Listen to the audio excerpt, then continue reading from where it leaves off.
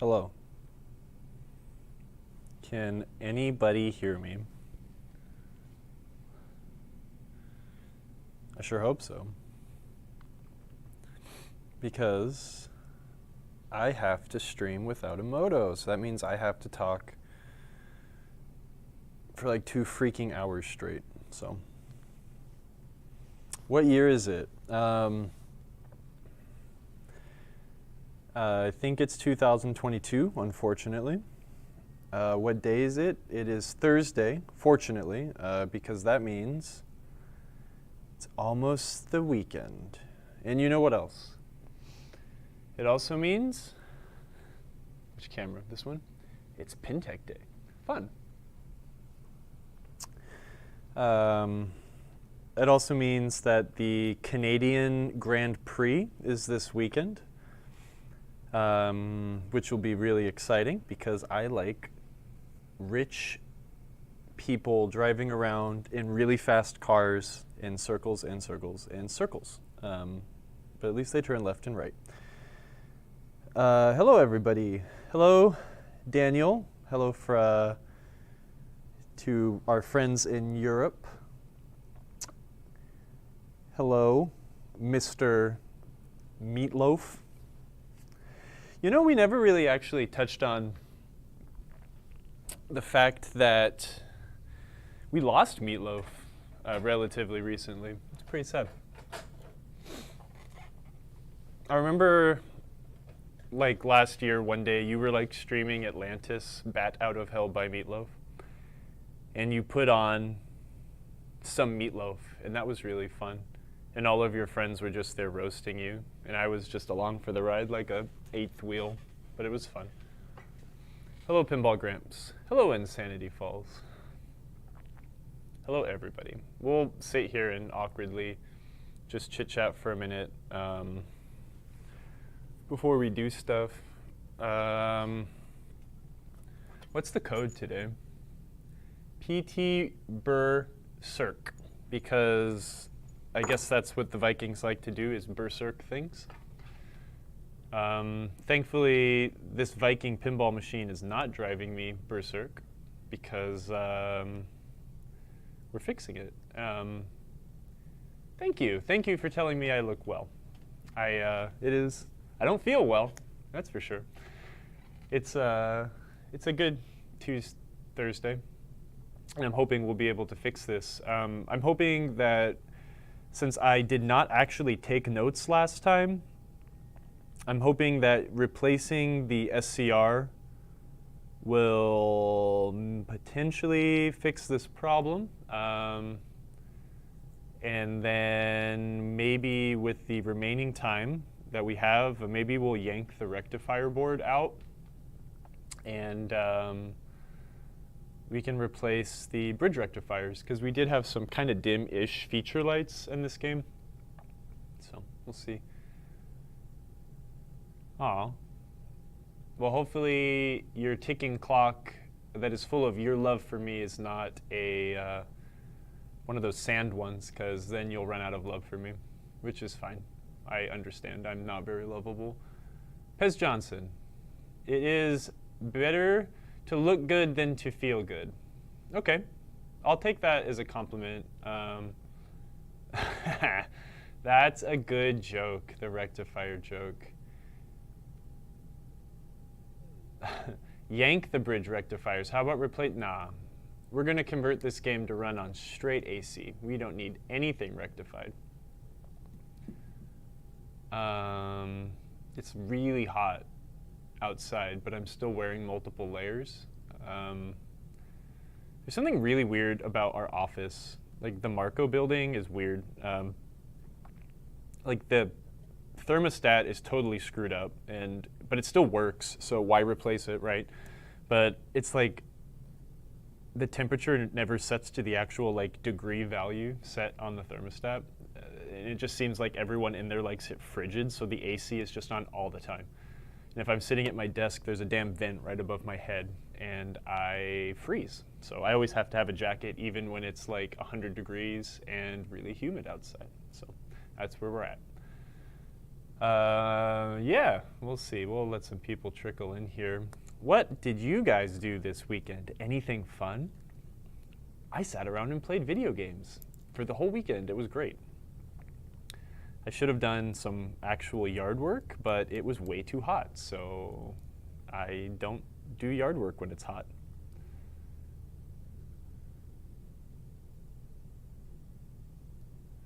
Ooh, Dent bringing out the HVAC knowledge. That's interesting. In South Carolina, it's not uncommon for there to be like a bazillion HVAC units on one place because it's so damn hot. And I think we have 5 air conditioners at the warehouse. I think 3 of them work the actual warehouse and then 2 of them work in the teeny office. It seems like overkill. My house has 2 air conditioners. I don't know why. Yeah. Well, I think I'm being facetious, but it's not actually running all the time, but just with the fact that it is freezing in there, it feels like it is running all the time. But thanks for ruining my joke based on generalizations with facts. We appreciate that. Are you an HVAC tech, perchance? Dent0123. I find HVAC to actually be extremely fascinating. Let's see. Pez Johnson went to the bowling alley and fixed some games. Good man. Dent0123 is an electrical engineer. Well, EEs are actually the smartest people in the world, so I'm constantly getting good knowledge from most EEs. Check your filters. Yes, I'm actually going to check my ACE HVAC filters at home. Hey, everyone, internet, if you have your own home, maybe you rent someone else's home and pay them to live there, or maybe you have an apartment, make sure to check your HVAC filters. It's a good idea. I have 4 cats.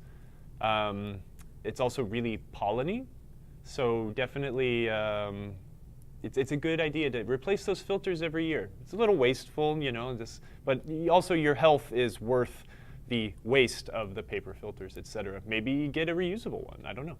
Pez Johnson also says, I'm not going to say that having all the games on and the studio lights on might have something to do with the heat. I sometimes just turn all the games off, but I need them to work one of the outlets, so I'm leaving the games on. Pinball Gramps played his first virtual pin. Yeah, it's fun. That's awesome. There's nothing wrong with virtual pinball. It's just different.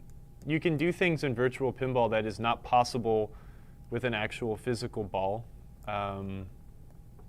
which is kind of neat in its own way, you know. But I think one thing that all of us can agree on is that's kind of why pinball is fun, is the physicality of it. So, Wildman9999 is an EE also. That's awesome. That means you are another of the smartest people watching this idiot sit here and talk. So I'm glad that I'm surrounded by people much smarter than me. I do need to change the filters this weekend. Maybe that'll make me feel good. But then I have to go outside and throw them away. And, I think I had a lightning strike within like a mile of my house the other day. That was really gnarly. The storm came through, dumped like tons of rain, lightning and thunder, and then like my whole house shook like an earthquake, and my internet went out for an hour. That was fun. Bat Out of Hell by Meatloaf worked on his pedal steel guitar and then worked on a receiver. Nice. I should also fix one of my receivers, but add that to my pile of things to do. I want to get my stereo tuned up, maybe replace my turntable soon. Daniel had a nice family trip. Oh no. His Audi broke. The Audi A6 broke. Thinks it may be an EGR valve. For people that don't know car mechanics, the EGR valve is the exhaust gas recirculation valve. They're for emissions. Hopefully it's not a pain in the butt on that car, but since it's an Audi Volkswagen product, it probably is. Bat Out of Hell by Meatloaf is trying to figure out a whodunit. That's a noble job. Whodunit's a great game. Wildman's trying to make me feel good about myself, but I know myself better than you. I am an idiot. Pinball Gramps had some gnarly weather. You're in West Virginia, right, Pinball Gramps? I'm sure that those storms going up and down the East Coast was pretty gnarly. Pez Johnson with the appropriate response to lightning and flashes there. Thank you. Pawalski Pinball, first time chat. Hey, thanks for joining us. You guys aren't going to Southern Fried Gaming Expo this year. No, I believe that is false. We are going to Southern Fried, as far as I know. I'm very excited. It's definitely one of my favorite shows. I know I say that about a lot of them, but Southern Fried is a great show because it is a multidisciplinary show of nerds. I love everyone in the same room. Show the new SCRs. Okay, yeah, let's get to work. I need to get the SCRs out of my parts box over here. You can see it, okay. I keep a little box full of light-related transistors. I think that's what's in there. Which one's this? Yeah, these are, okay, no, yeah, these are all, I think there's a TIP 42 and some 2N5060s and MCR 106s in here, so. What we're gonna do is, actually I'm gonna, oh wow, I have both cameras on the same, I'm sorry. That's really silly, hold on. So I think in the top right, I need to show that camera, but this one, I need to show that one. Yeah. Show the new SCRs. Were they supplied by Marco? Honestly, I don't know if these ones were supplied by Marco. They could be. These also could be things I bought from DigiKey long ago. I don't, generally I'm not replacing a bazillion of these, so sometimes when I buy cheap electronics like this, and before I started working at Marco, I would buy, you just buy 50, 100 of these things, and they last you like almost a lifetime. So these are the SCRs. I don't think this camera will focus, and since we don't have an Emoto, you can't see. But this is a SCR silicon-controlled rectifier. It is a 2N5060, right? I'm also blind, I can't read, so let me. Yes, this is a 2N5060. Cute little guy. In this box, I also have other light-related things. I have some MCR 106s, which are the larger transistors on this board, and I have some TIP 107s and maybe a TIP 42. I think a TIP 107 is a good replacement for a TIP 42. I don't remember. Anyways, I've got some lighting-related things in here. So let's remove this transistor and get it installed and see if it could solve our problem.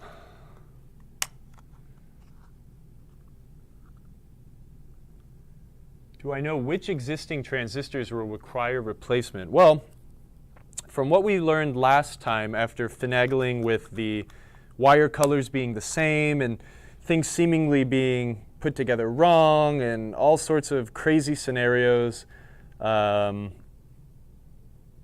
we learned that Bally used the same color wire for like multiple things and lights, and instead of using like a dark blue and yellow on the playfield, there were multiple like light blue and yellow wires or something like that, and it was really throwing me for a loop. But we had a lamp that was shorted on all the time. So what we're going to do is start by replacing this transistor. I don't remember because I didn't take notes, but I feel like this is where we remembered where we got to last time. So, but yes, I do know we examined and figured out that we needed to replace Q19. So I actually don't know why this wasn't in the game. I think I took a lot of my manuals out of my games when I shipped them, but I have my Viking manual here. Hold on. Is this camera like hella zoomed in? Give me a sec. Oh yeah, what the heck did she do? Emoto's very clever. I think she just like changed the size of the layer. Can I like, if I move this? Yeah, oh my gosh. Okay, hold on, y'all. breaking OBS things. I like that she had it all zoomed out because it's like handy to like really see detail, but it's also kind of obnoxious when I'm trying to, we're gonna look at the schematic really quick a little bit.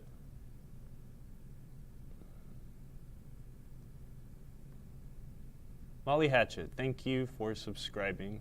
If it wasn't for people like you, I would probably not be able to do this anymore. So thank you. Your contribution is much appreciated. I think what we found was that we were getting like some weird feedback when I was like buzzing things out. We were getting like, the lamp was causing some sort of weird interference, and I don't think we actually had a short. But again, this is me being an idiot and not taking notes, so I should have done that. We're going to replace the SCR because that's where we're at. This component costs nothing, and then we will reevaluate where we are at. My time costs money, right? So, but let's just do this and start here. Ooh, I may have ripped it a little bit. Knock that man a day's pay. Here's the lamp driver. Here, pin out. This was the great thing, since I didn't have a schematic and we were working on the computer. You guys actually did all the work for me, but we found some oddities. The light that is out is the drop target 10X. There's also a drop target 10K lamp. 10X3 drop target.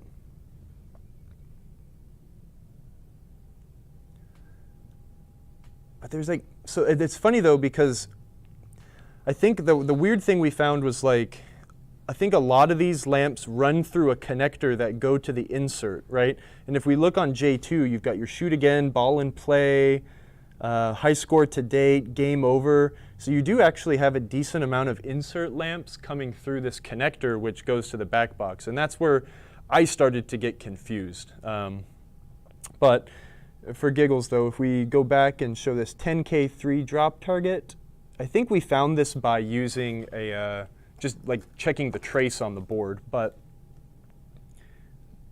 10K3 drop target, we follow this line all the way back to Q6. Oh, 10K, no, we're going for 10X, not 10K. 10X3 drop target, right to Q19. So, anywho.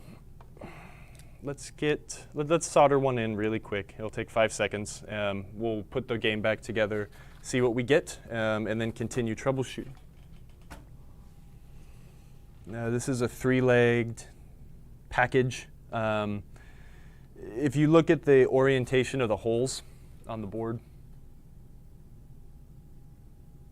I think, if I remember right, we found no problem with the connectors, but I'm going to be totally honest. We're going to have to kind of do a little bit of what we did last week this week again. But you've got 3 holes. You've got the outflanking legs. They go forward, and the center leg gets bent back.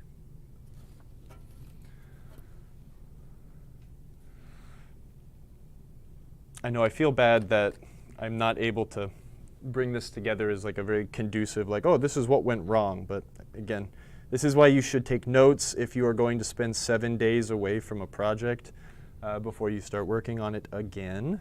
Don't be like me. Especially when you already know that you're a big forgetful dummy.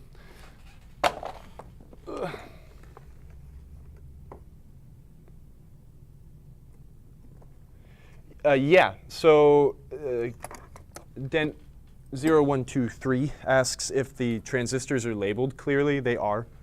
They're silk screened into the board pretty clearly here. It might be hard to focus the camera, but you see those white things screened in. There it goes. They're all very easily labeled. This board is also quite easy to work on because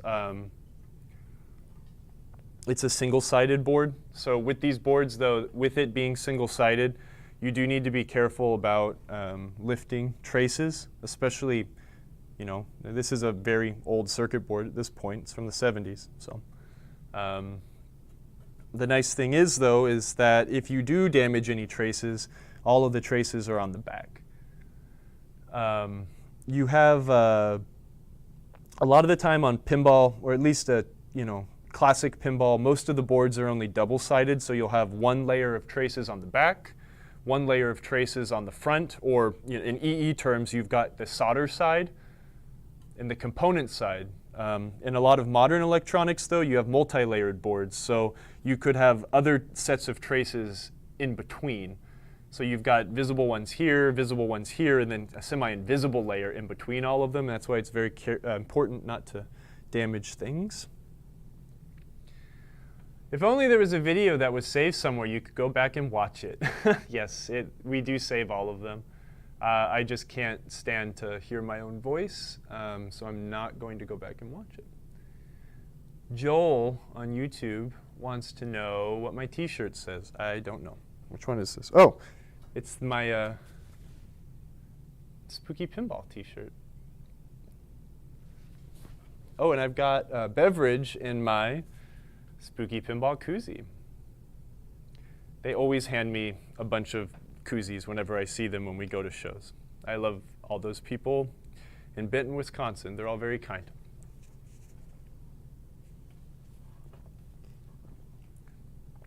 Dent says, the really nice thing is that this is still TTL, no surface mount components, so it can be repaired by the average person. Yes, I am very average, so it is easy. TTL as transistor logic, right? These are all very simple boards to repair. It's not rocket science, as I like to tell people. I'm going to get this component through the board.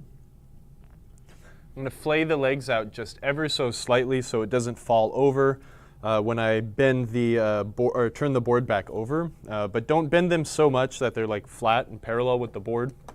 That makes it almost impossible for the next guy to remove them without potentially damaging things. What I will do, though, is just solder one leg on.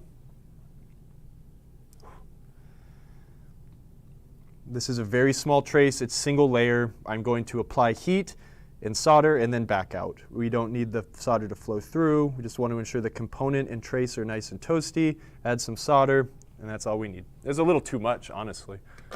At this point, though, I can go in and double check and make sure that it's not sitting goofy. My goal is to make it look as factory as possible, even though the chip we used is different.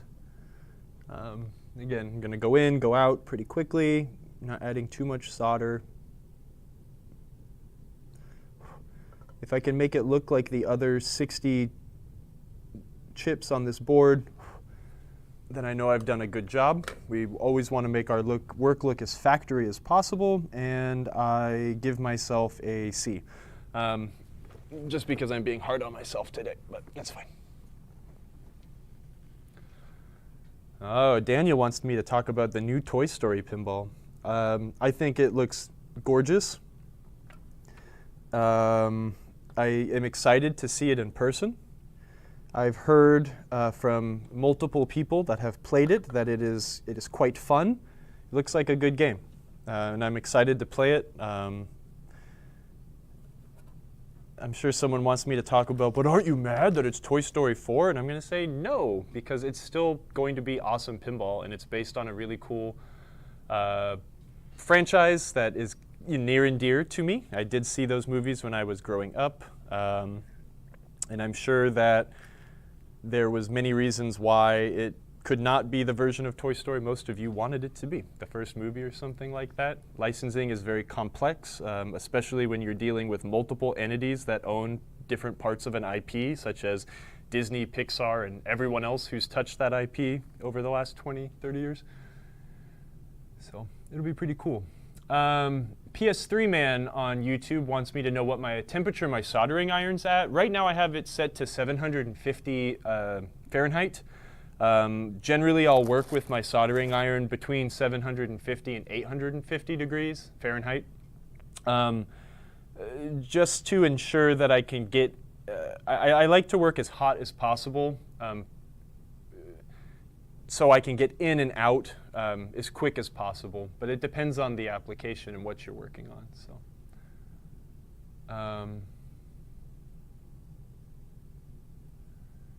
Yeah, let's not get into arguing about new pinball machines. Let's just be happy that there are multiple companies that are making us new pinball machines. They are very expensive. Jersey Jack has always sold very expensive games, but hey man, the limited edition, the collector edition games sold out in minutes. So there's obviously a market for it, and I am very happy for all those people. So. Joel on YouTube says, Kyle, you convinced me to lead solder. You converted me. Look, I have a lot of lead solder because I have purchased spools of solder swap meets and stuff like that. Honestly, I want to stop using lead solder and start learning how to use non-lead solder, because that is the way the world is moving.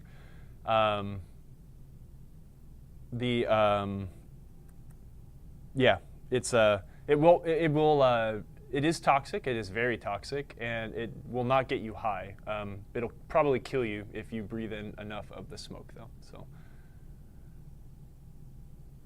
Bad Out of Hope by Meatloaf is asking about the flippers are different on Toy Story versus the other games.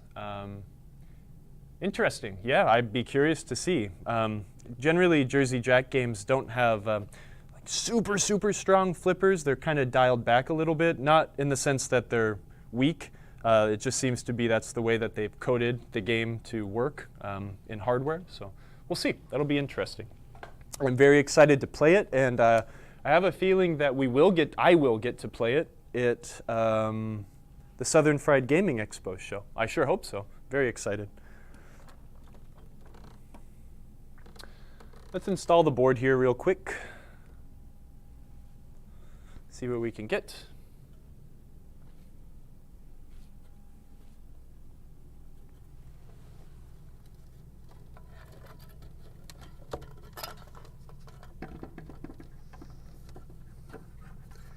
Yeah, I know I said I don't want to dwell on it, but I'm very excited. We're very lucky in this day and age to have multiple manufacturers making us these fun games, so I'll take whatever we can get. More pinball in the world means more games to play.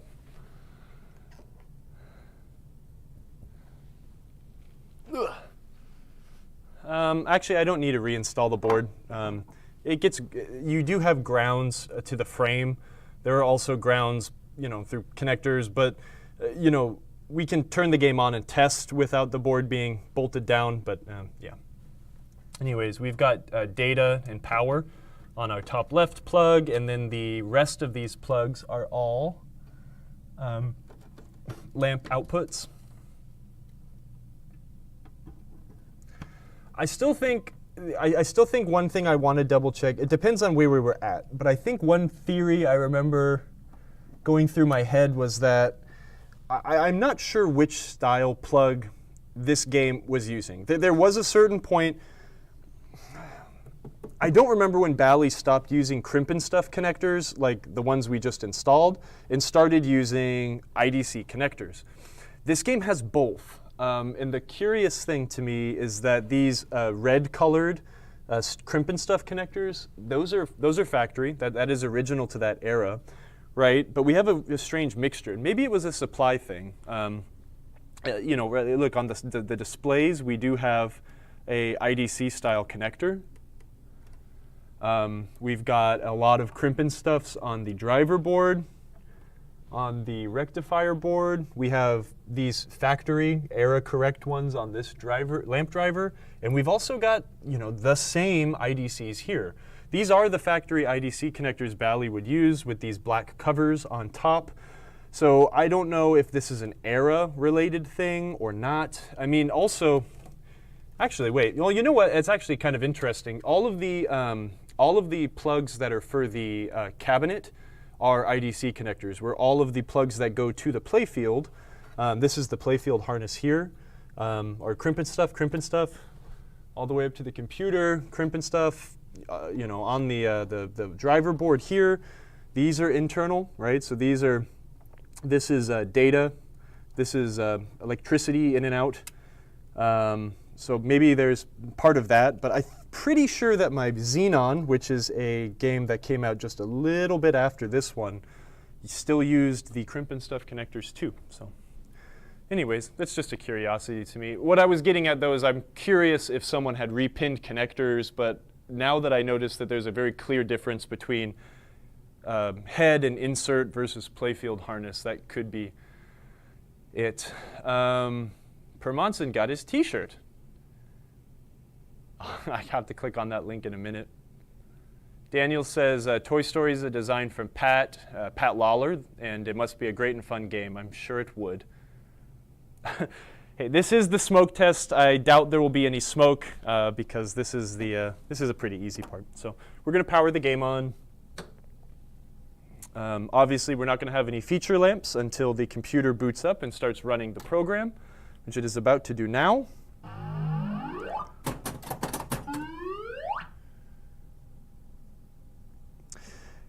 I think I may have taken the bulb out because now that insert's actually not lighting at all. So I think part of what we were messing with last week was removing bulbs to make sure we weren't getting like feedback. So give me a sec. We're going to have to lift the glass.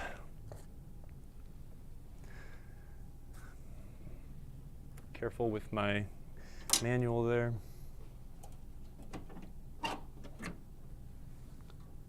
Ugh.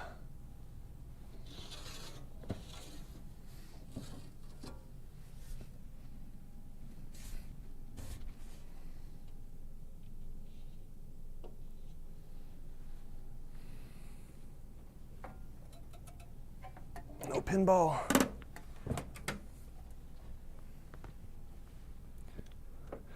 A lot of times when I'm working on these games for short periods of time, you know, you've got your playfield prop rod here. I am tall, y'all know that. It's hard for me to work like this. So if I'm just going to be under here for a second and a drop target bank is nearby, sometimes I will just bend the rod over and prop it in one of these holes for the drop target. And that allows me to have a teeny bit of extra clearance. There is a light bulb in this socket. I'm going to push the lamp test. You get into lamp test. All of them are extraordinarily dim, and that one's not lighting. Give me a sec. I'm going to run through a couple tests here. I don't remember what was going on. Also, I hate this lamp, I mean, mostly because it's so dang close to the remote drop targets. Coils, I'm going to turn the power off just so I can remove the damn lamp. I also want to be gentle with the socket because it's a 90-degree oddball socket. So I'm going to try to bend it. I can't bend it out to try to remove the lamp, if that makes sense. But I'm going to try to bend it to the side so at least I can get my fingers in there to push on the bayonet bulb and remove it. And it ain't working. Damn you. Okay, we're going DEF CON.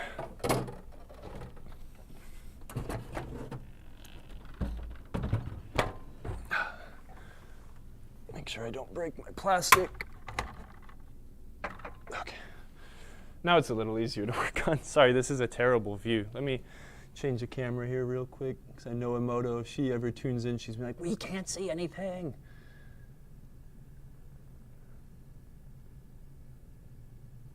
Hello, Rebel Dog 67. Dwayne in the bathtub. We're working on Viking. Dent is filling you in. Thank you. Yeah, we should call Bally right now and complain. I know a few people that worked at Bally. I'm very lucky to meet some of these people that have worked in the industry for so long. I'm going to see if I can loosen the bolt, if I can even get it in there. This would be a perfect bulb to replace with a Yopsicle. And I am trying to keep this game as original as possible, but sometimes it's not worth it.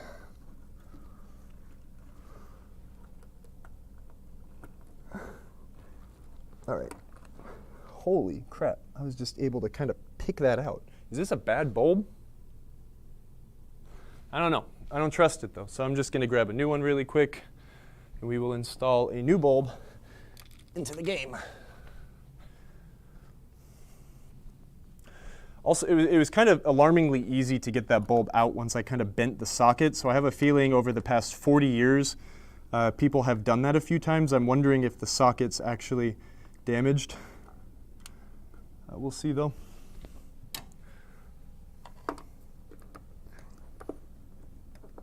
All right, let's try again. If it doesn't work, we're going to replace it with another bulb that works. I'm going to check the chat here really quick. Call 1-800-KICKERS. I should. I'll get my friend Eddie on the show. Or Pablo, or Pat, or Talia. Viking is kind of fighting back.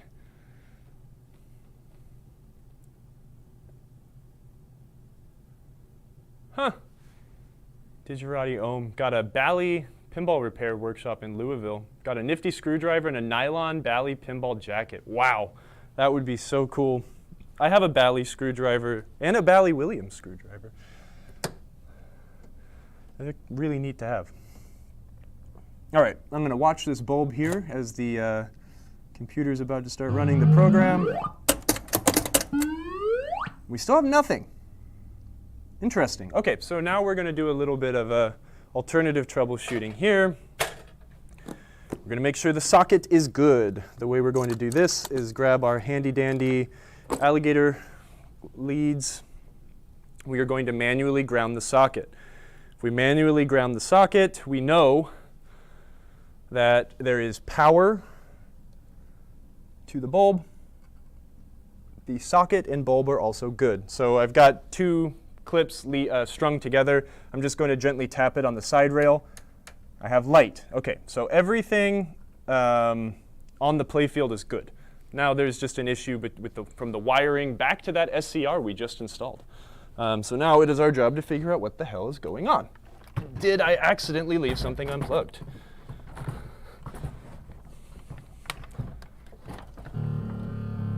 I just slam tilted the game. And I don't care. All right. That bulb has a bad connection there. It's kind of flickery. I'm going to put the game in lamp test, get all the lamps flashing, even though they're extraordinarily dim. It's so bad. I'm going to unplug and replug connectors here. Does anyone remember which? It was J2, I think, that this lamp was on.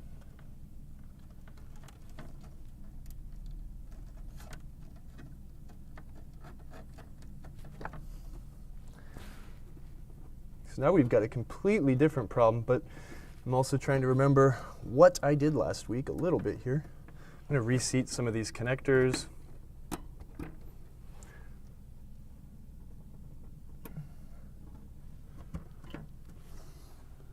Still got nothing. OK, so this plug here also carried lamp signals, I think. I'm going to unplug this big, like 24-pin Molex connector really quick and reseat it.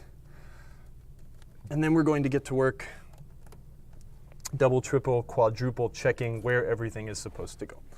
Let's fire the game back up. Why is my spinner being weird? Oh, because it's missing a washer. I should Mylar this poor spinner. I'm pretty sure I am not the only person that needs one, but I would love to get a new old stock Viking spinner. Oh, okay, that switch is mangled somewhere, and we'll mess with it later. Let's check the chat.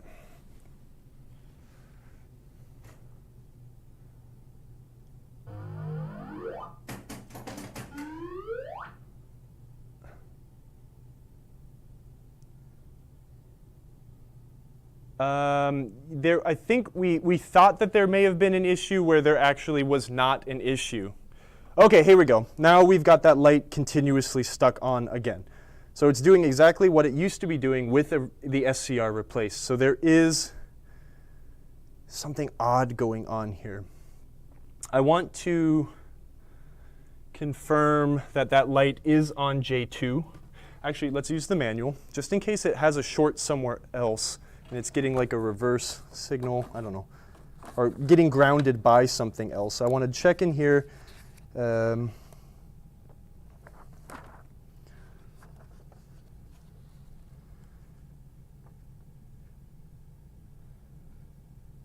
10x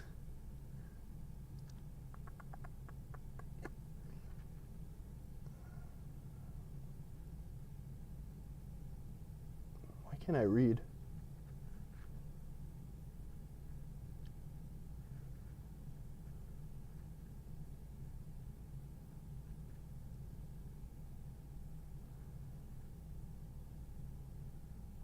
I don't see it on the playfield wiring harness, which is annoying. Left out 25.8, special arrow, inline drop target, 5x bonus, 40K bonus, 20K bonus, inline target special, 2x, 10 spinner, 6x, 10K bonus. Okay. I'm looking at the schematic really quick. I'm trying to find that lamp driver page again, and what we're going to do is just double check which plug that the 10x 3 drop target bank lamp is fed by. I think it is this page here. It is definitely J2. I'm sure it's J2 has both the 10K and 10x 3 drop target. Yeah. And that's one thing that was also throwing us off. So I'm going to remove J2 here really quick, and we're going to see if that 10x light goes out.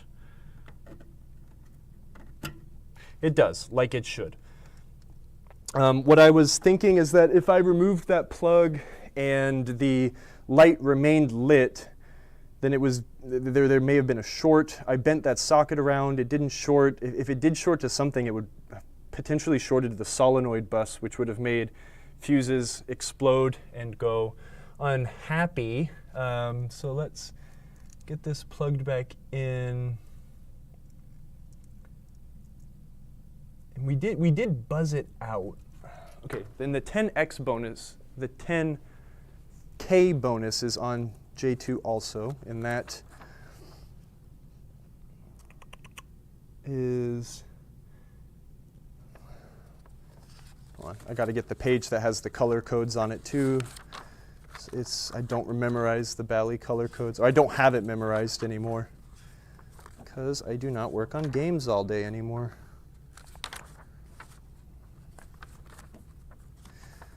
Why memorize something where you know where to look it up?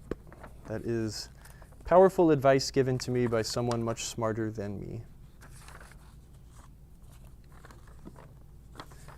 Except for now I can't figure out where that page is. Okay, so 10x 3 drop target is 1.5, which should be blue. No, 1.5. Oh, no, I'm sorry. We're looking at the wrong page again. That's pin 15. I'll show y'all what I'm looking at here in 1 second.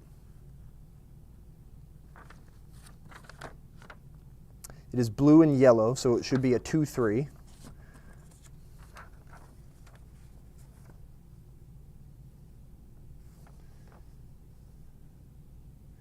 So look, Bally actually used a blue and yellow wire 3 times. This is weird. See, this is where I'm getting kind of confused, and we're going back to confusion land. So I'm going to sit down at the bench and turn the handheld camera on. I'll show y'all what is kind of tripping me out here. Wait. Wrong. Oh, wait, no, correct. Yep.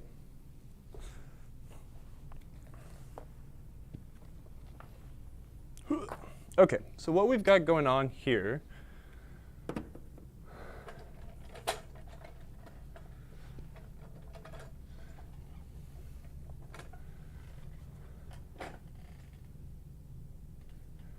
do you get tripped out a lot? Yeah, it seems like it. I feel like I'm getting stupider as time goes on.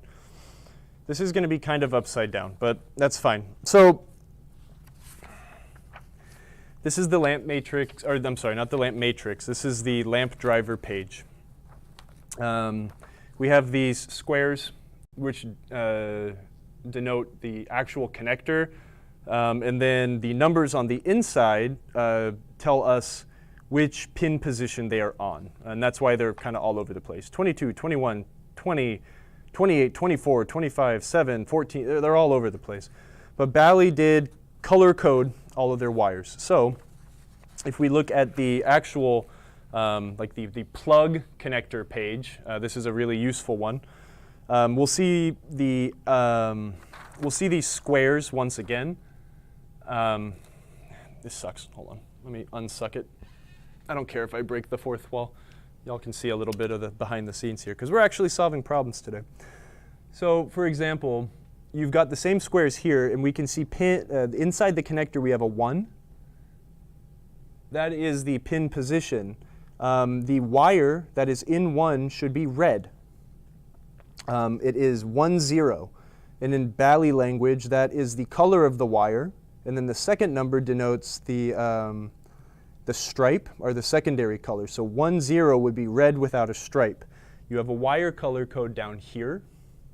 Red, 1, 0, no trace. So let's go back. Last weekend was really, really, really frustrating, and I don't remember exactly where we left off because I forgot to write notes like I said I was going to. J2. So when we look at J2, we can see that the 10X 3 drop target and 10K drop target look awfully similar in the way that they're printed. But the 10X 3 drop target should be at pin 15, or position 15, and it should be a blue and yellow wire. 2 is blue, 3 is yellow. So a blue wire with a yellow trace. If we continue looking through this, it is very frustrating. I think most engineers would agree. And I'm not an engineer, I'm just an idiot. But if we keep looking, we've got 2, 3, blue, yellow. And on this plug, we've also got blue, yellow here. And that's not the only one. I think there's one more. Another one, blue, yellow. It's like, y'all have plenty of wire colors to choose from. Why did you have to use it 3 times? I think we did correctly buzz out using the voltmeter that the blue, yellow wire connected to this correct socket does correlate with pin 15, and it does not correlate with, it does not have any sort of continuity with these other wires. It did at first. I remember last week the blue yellow on also buzzed out, and then when I removed, it was like spinner 6 or something. Where is that? Another 2, 3. Let's look at the color codes. 2, 3, spinner 6. When I removed the bulb out of the 6 spinner light, it did stop having continuity back and forth. So yes, Q19 is a 2N5060, and that is what we replaced it with.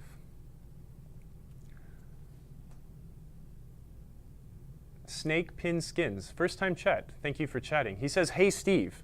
Where's Steve? There are 2 different types of SCRs used on the board. Yeah, there's MCR 106s and 2N5060s. What I'm confused by now is it's very obviously shorted on somewhere. There is a short somewhere in that. I guess I didn't 100% like look and make sure that there wasn't like a bridged connection on the actual plug. Is the issue now that it's locked on? Yes, yes it is. Wait, now it's not working again at all. Okay, there's something weird going on here. Oh, never mind, because I have J2 unplugged. I'm gonna plug J2 back in. And I'm gonna put light pressure on this connector. Okay, it's not any correct solder. It is just stuck on. I guess here's the other thing I could do. I could remove some of the other lamp drives. So if I remove possibly if the wire, if it starts functioning correctly again, this is a long shot. It's not going to actually tell me anything, but I'm going to do it to at least get the idea out of my head. You know what? Also, well, I should put it in lamp test because that's going to flash them all on and off. So here's the behavior we have in lamp test, and this is kind of odd as well. It should tell me something. I feel like this should be the hint. In lamp test, it is flashing opposite of everything else, and it is behaving oddly. I'm going to plug in the other connector here, J3, which I had just removed. Everything's going a lot dimmer now because the bridge, but that's really bright. And that makes me think that it is shorted somewhere.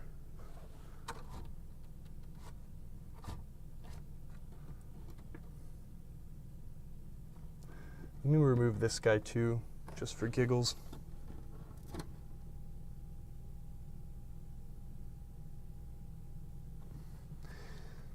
The effect in lamp test mode is all of the lamps should be flickering on, off in unison. And we've kind of got that one being a lot brighter and also flashing out of sequence. So removing the plugs didn't help. It's not shorted on any it's not being driven by two drivers. I think we've just like literally have a short somewhere. I'm going to wiggle the harness. It's not shorted anywhere here. We might need to really inspect that wire in the loom and make sure that it's not rubbing up against something. Maybe it's sitting too close to some mechanism and it is shorting against a bracket. I don't know. This is where it gets a little more experimental. Let's see what the chat says. Is R19 open? I didn't check if R19 was open. That is something we should check. I've seen a Centaur on location that did that with the top lanes, reversed lit. Is the ground circuit incomplete since the screws are not installed on the board? I don't think so. I've never had that problem. I've also pushed on the board to simulate a tighter connection, and it's not changing anything. Are you sure you don't have a blown diode? Since this isn't a lamp matrix, there's no diodes in the lamp circuits. Daniel thinks that there might be a problem where two transistors are connected to the lamp. And that's also what I was thinking, Daniel. But I don't want to go down that route yet before I check things that are a little simpler and less complicated. Because again, the Occam's razor effect is very real. The simplest solution tends to be the actual solution to a problem. So let's do this. I'm going to lift the playfield back up, and I am going to go in there and do some exploring. The next step is going to be to remove that lamp board again, and we are going to check the resistor that is in line with that SCR. It seems unlikely, but at this point, it's behaving so oddly, we need to check everything, or else we're not doing our due diligence. Reason I did put the game into lamp test and I wasn't using, what's it called? The attract mode to watch the lamp is it's not guaranteed that every lamp will go during attract mode, if that makes sense. 95% of the times they all go in attract mode, but if for whatever reason this lamp didn't go in attract mode or something like that, I'd be working against myself, if that makes sense. So. I found a blown up bulb here. I'm going to want to, actually I'll just replace that now because I'm looking at it. And then we'll get back to the job at hand. Or is it a lazy lamp socket? What are we going to find here? Potentially a lazy lamp socket, but nope, it's working again. Okay. I'll throw this bulb that way. Yeah, this definitely has a short somewhere. I mean, I can tell just because it's so much brighter than the rest of these bulbs. I think that's... I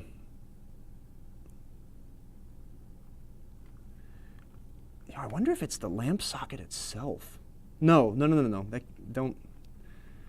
Don't go there yet. We're going to have to inspect the harness. It's just behaving inconsistently in the way that it is always lit, so it always has a path to ground. The weird thing is it's blinking backwards with everything else. Okay, don't talk, just do.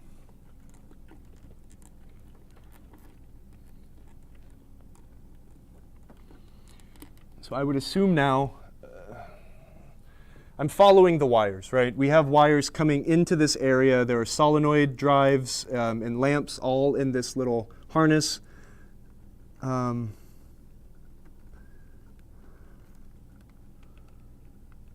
wiggling it a lot. What I'm trying to do is make sure to remove change its position, so if it was gently rubbing or touching on something, it would not anymore. Using logic, which apparently Bally really wasn't doing when they wired this game, I would assume that this wire would now immediately take a turn from this area and head, actually wait, I can move this camera, can I? How short is this cord?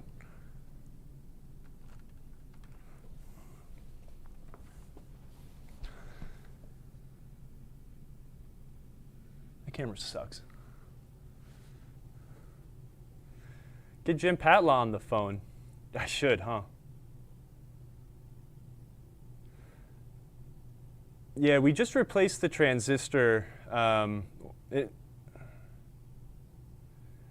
Yeah, the lamp socket's not a problem. The lamp socket's working as intended.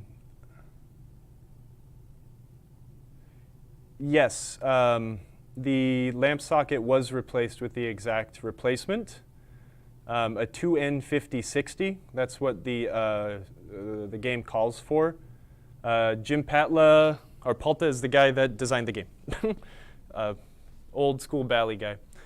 So what I was kind of thinking was, right, we've moved this, it's still stuck on. We have now, using logic, which hopefully they are, it should be going back this way. Bally did do a good job generally of running light harnesses, or their actual wiring harnesses. And you could see that it is not close to anything, right? We've got an inch between this pop bumper bracket. This one is the most suspect of all because it's very close to all the drop targets. But I've been able to wiggle and move and make it do things. It doesn't seem like it's touching anything.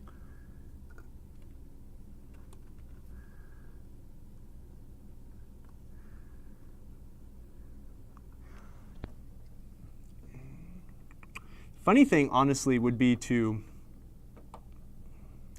like get one of those Yopsicles and like run it in series with this and see if it shows the same thing, to take that lamp socket out of the equation. But again, I don't want to think too goofy yet. We're inspecting the harness. That's what I should be doing. This wire should be heading back to the playfield, or the back box at this point. We're wiggling, moving, twisting, pushing, and seeing if what our problem is going away whatsoever. It doesn't seem like it. While I'm in here, oh, okay.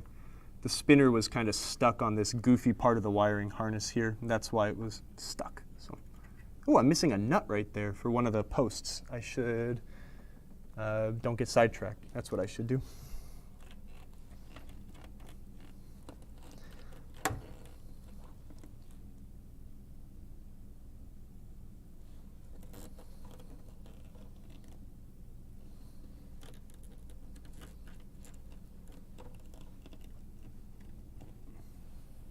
I don't think we have a short in the harness, so now I think the next logical step, since this circuit is so extraordinarily simple, would be to go and make sure that the resistor is not open.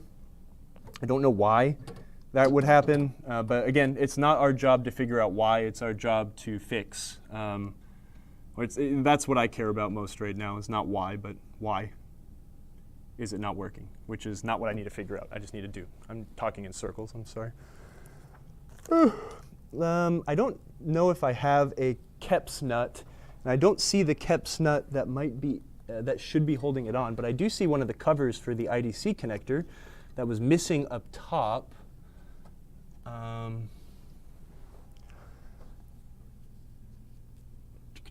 This game is very clean-ish. So if it was in here, it probably would have been found by now. I'm going to turn the game off and lower the playfield, and we're going to yank that lamp driver board back out.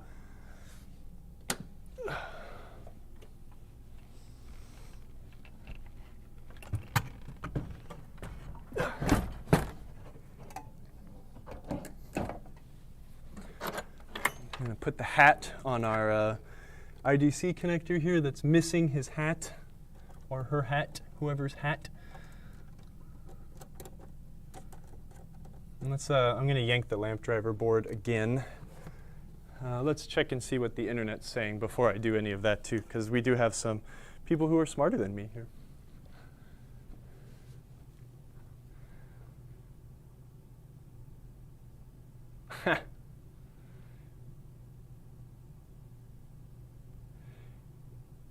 Yes, we have unplugged J2 while it's in lamp test, and it's not shorted out to anything else. When we removed J2 while it was in lamp test, the light went out.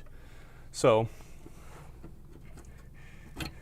messing around with things while the game is on, definitely you do get the risk of shocking and shorting yourself, but this is my game, and I'm ready for the punishment if I zap myself or break anything else. Now where is my, did I leave it here? I hope so. I didn't take my tools home last week, so I'm looking for my little pin extract, or not pin extractor, but like the standoff compressor. Where is it? Because it's not in my toolbox.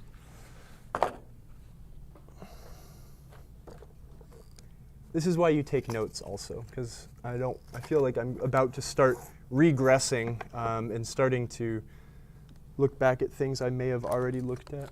Where the hell did I leave that thing? I'm going to take the manual out of the way for a second. I'm going to lift things up.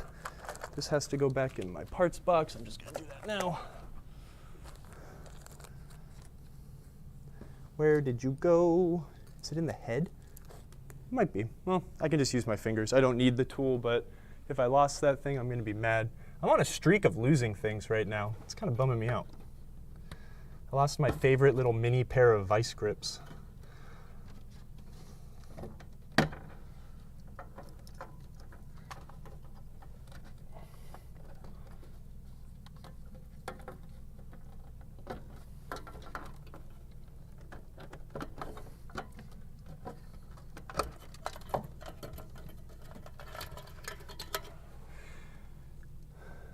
Okay, two things we're going to do too. While I'm in here, just chop another thing off the list. I'm going to inspect the actual connector here.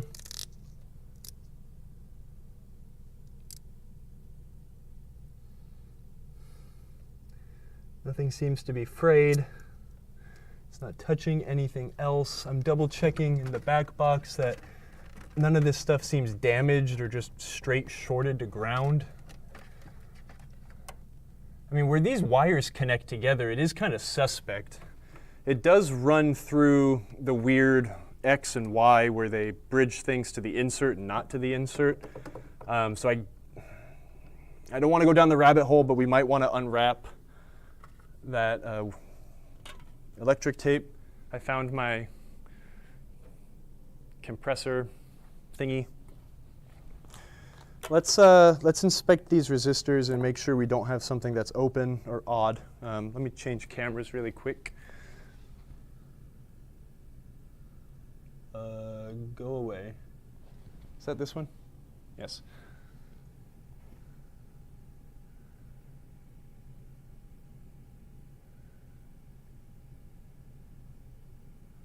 Yeah, Jacob, we've already shotgunned a new SCR on the board.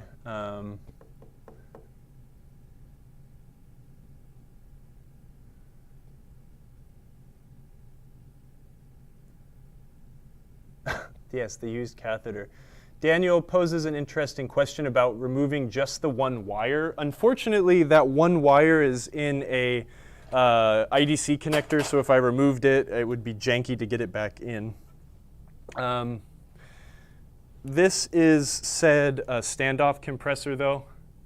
I think we sell these. I don't remember what the part number is, but generally I'll take one of these things and cut it in half, so then I have two just in case I lose it.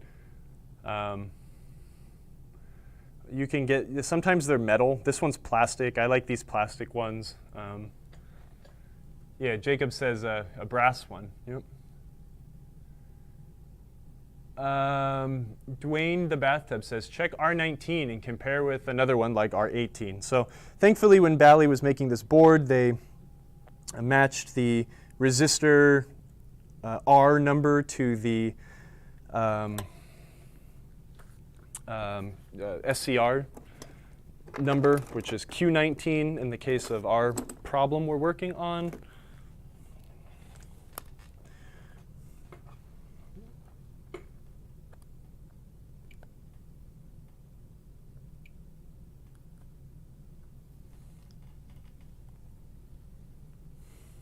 No, we have to find R19.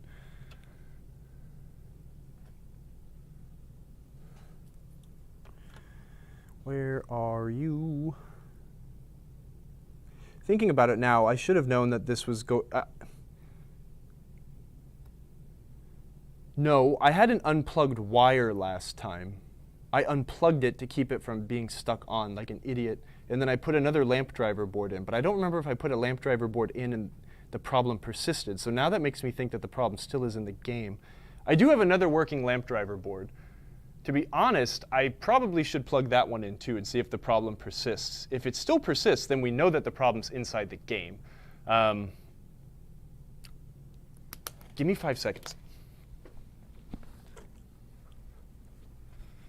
Oh, and that's also hoping that this one does work. I'm pretty sure that all of these do work, but let me just plug it in and we'll see what happens.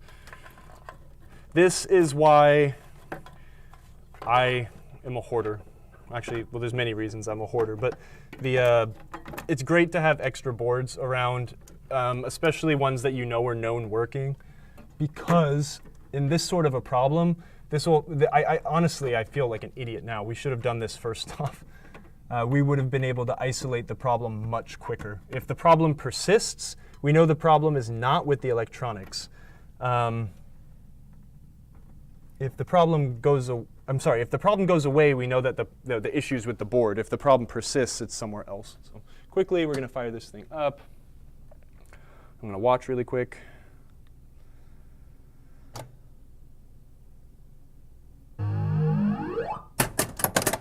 Yeah. OK, well, OK, so this tells us something also.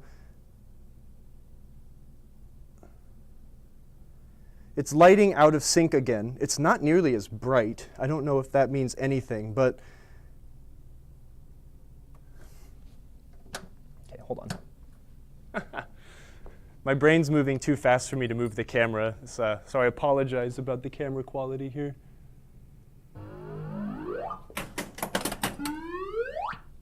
The lamp is kind of lit in attract mode. Let's start a game. I know how to make it. So if I hit 3, it should go out. Oh, OK.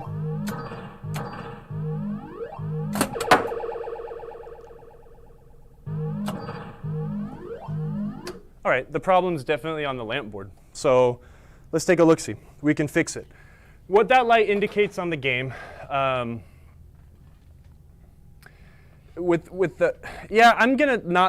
not gonna pay attention to the out of sync thing. The feature in the game is there's numbers on the drop targets. They award a certain points value. So if I cleared that drop target bank, it would go from being worth 2,000 to 4,000 points. What would happen is normally the 10x would be lit all the time. And then if I hit drop target 1, it stays lit. If I hit drop target number 2 next, it would stay lit and start flashing. And then if I hit drop target number 3, I'm awarded 10x the lit value. What was I trying to say? If I were to hit it out of order, it would unlight itself, and that is exactly what it did there. So anyways, really quick, I'm going to try measuring the resistor here. But this circuit is so simple that if it's not the resistor, then it could be the decoder chip, and that's about it.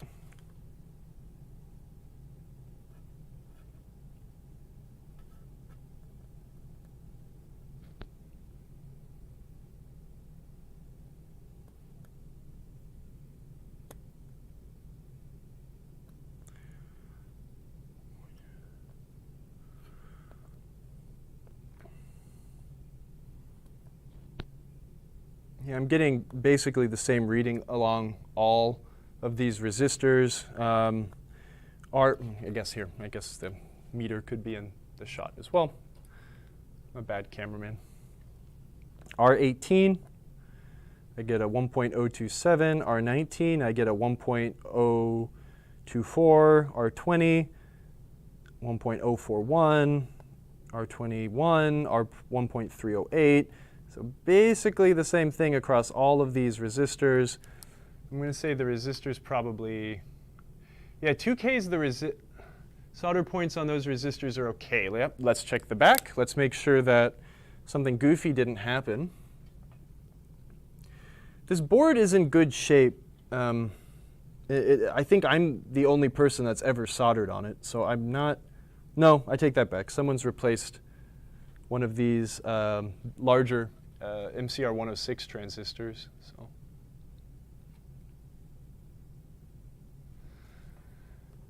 Yeah, Rebel Dog, that threw us off a few times just because in print it's quite difficult to read the schematic there showing that it's 10x or 10K, and when I was looking at it quickly I lost track. Or I just wasn't paying attention well. Let's see, R19 is right above the second decoder.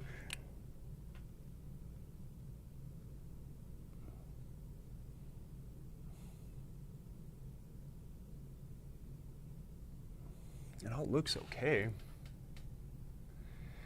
Dwayne, the bathtub, and we're using the other lamp board, it worked correctly. So we know our problem is definitely on this board somewhere. Let me show the game really quick.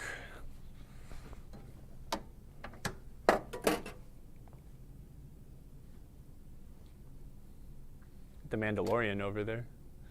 His banner. Oh, yeah, and you can see the crazy mural in here. I probably wasn't supposed to show that, but it's a funny Jesus-y mural. Maybe one day when we do PinTech behind the scenes. Maybe Emoto will let me do that on our 100th episode. So we've got a game. That 10x lamp is lit. It is supposed to just stay on, it seems, during attract mode. We're going to start a game. So here's the feature I was telling you all about. It is 10x right now, right? 1, 2, 3 in order scores the 10x value. If I hit 3, the lamp goes out. But I knock down all the drop targets and I'm awarded 2,000 points. This is supposed to be lit, but the lazy lamp socket could be a culprit. If I hit 1 now, and then I hit 2, now it starts flashing. It tells you, hey, you did a good thing. You're going to get 40,000 points. And I did, and now it comes back on. So we've definitely got a problem with the old lamp board, or the original lamp board. You might say, oh, Kyle, just replace it. And I don't want to do that because all of the boards in this game are original to the game, except for the computer, and I find that quite fascinating. I think this board is the only, there's 1 or 2 displays that are missing the sticker. This one's not original. This is a Stern display. This is one of the original displays here. So is this one. This one probably is as well, but the sticker might have fallen off. But yeah, so it's running a lot of the original equipment, and the original lamp board has its number on it, so I want to keep that one. So what I'm going to assume at this point now is we have a failed decoder.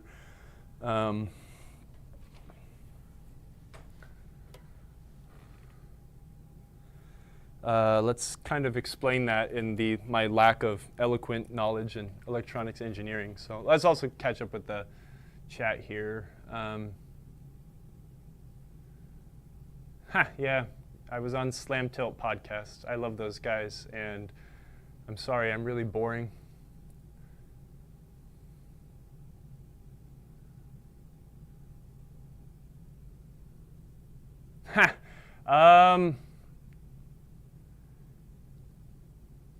I have my oscilloscope, but I'm not going to go turn it on because honestly, I don't know how to use it super well. I can bumble my way through things with it because I understand what it's supposed to do. But in all honesty, at this point, again, my philosophy for a lot of this is not necessarily understanding why things are wrong, but to fix it. And we know that the next step in this would be to replace the decoder chip. For giggles, we could sit here and poke at them and see the difference in signals. But I think what I'm going to do instead is we're just going to, maybe next week we will replace said decoder chip. And next week we will probably also do the rectifier board. I do have a logic probe in this bench somewhere. Actually, I take that back. I used to. I hope no one walked off with it. Give me a sec. It's not very common that I've had to replace these decoders on these boards, but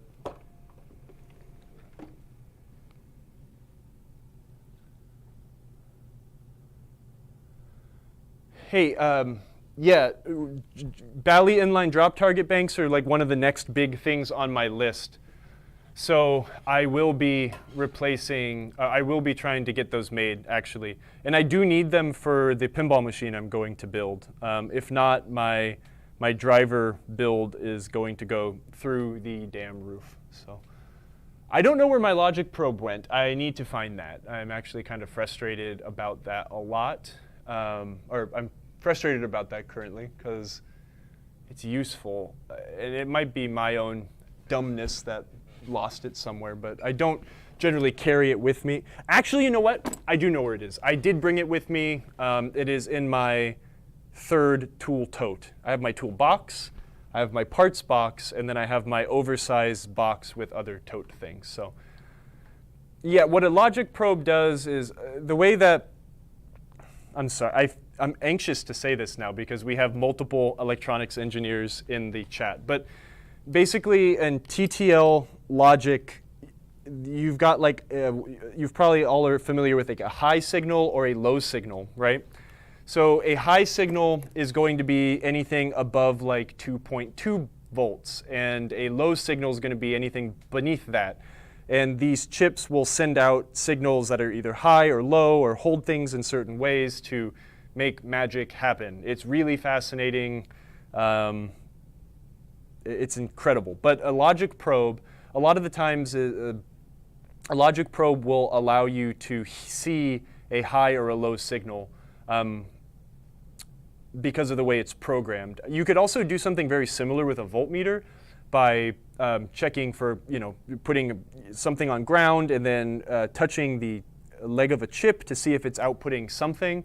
So that could be good. The one benefit of a logic probe is it can tell you definitive low, definitive high, or my logic probe will give you a dual tone if you've got like a fluttering signal. But that's the thing, is there are some chips and some outputs on certain things that are supposed to vary high, low, high, low, high, low. And that's where an oscilloscope comes in handy. An oscilloscope allows you to actually map the waveform to see what high and low signals are being output. They're insane. I've used it on this stream a few times. But anywho, I don't think I carry these chips with me because, again, this is not a very common problem. And most of the time, if I was going to service someone's Bally game, unless otherwise specifically instructed, I would have a aftermarket replacement board to replace the lamp driver board with. And then sometimes I would, I'll take the old board back, repair it, and then return it to the customer. Since I don't carry this chip often, but it's usually not the case. It's a MC14514CP. 14514C. I'm going to actually, let's go into my parts box really quick. I need a sip of beverage and water. This has been a fun little problem. I think if I wasn't trying to talk and think at the same time, we would have had this almost solved a little bit better in less than 4 hours. This is something that would probably take if I was at the top of my game, this would have been solved weeks ago. But it is fun to talk through it with all y'all. So hopefully we're all learning something together.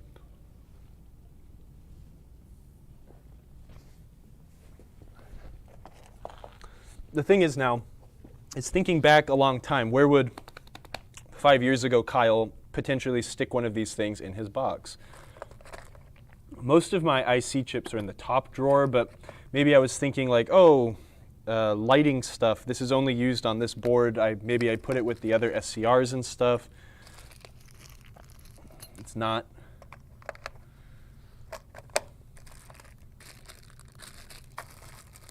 These are all 2-in.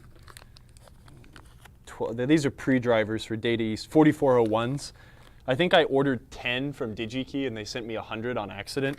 So they were like, just keep them. Now I have a lifetime supply of them from the last time I ordered them.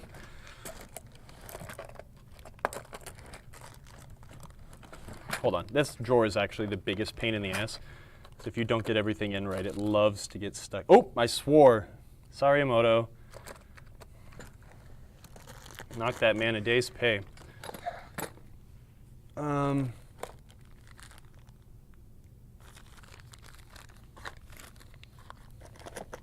I think these are all switch column drivers and other flip-flops. I mean, this is definitely not the size chip we need anyways. I've got DS1811 reset monitors and one super cap in here. I have a box full of edge connector pins in there. I have a LM323K. This is these are Data East power supply first aid kits. Everything that goes wrong with Data East power supplies are all in there. What's this? Ooh, I have my lone VN02. No, oh, this is a TDA 2002. There's an audio amp in here. Should probably protect that a little better. But anyways, this chip might be in here, so let's take a look. I can't see the chat. 6264. That's a 6821. Those are 5101 RAMs. That's a 6821. 6810, a Ramtron, it's another 6810, a 6264, and another processor. So I definitely do not have that chip. All right, well, that's where the episode ends then, because I'm unprepared.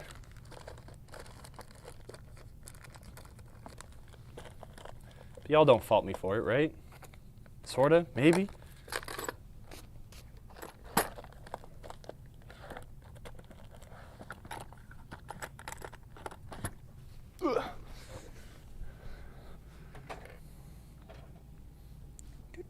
I guess I can just mess with lamp sockets now while we work this out.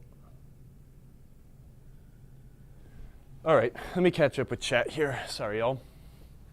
Cap'n Retro, so do you just take new MPUs and driver boards and swap them out regardless? Take the old board and fix, or just charge them for the board in your time? Keep the old to repair and sell? In regard to Cap'n Retro's question, and on a lot of service calls, if I can fix the problem, I'll try to fix the problem with the original hardware. A lot of the time, trying to fix the problem on original hardware, the amount of money that it would cost for me to sit and do that work will outweigh the reliability of a newer piece of hardware, as well as generally crest and be more expensive than replacing it with a replacement board sometimes. In some applications, there are replacements that I would never use, and I would only use originals. Sometimes with power supplies, I've learned it's just worth my time sometimes to replace them. Generally, I'll offer to buy the customers an old board. If I replace it with a new one, a lot of the time they'll just give it to me. I don't sell anything. I keep everything as spares. If I repair them, I have boxes of boards that I swore 10 years ago that I'd get around to fixing, and I will one day, but I love to have so many spares because in this case, having a spare lamp driver board, it really was the most powerful troubleshooting tool, which I was not thinking about using last week, which is annoying. But we all kind of learned something by me having a temporary moment of stupidity.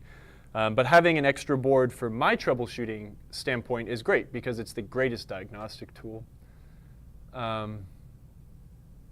Dwayne says he learned something to cut the standoff tool in half, and now you have two. Dent0123, I want to learn what problem causes the 10x indicator to turn on in reverse. I suspect the decoder chip. Yes, I have a feeling that the decoder chip, for whatever reason, how it failed, it is now just always providing that path to ground. So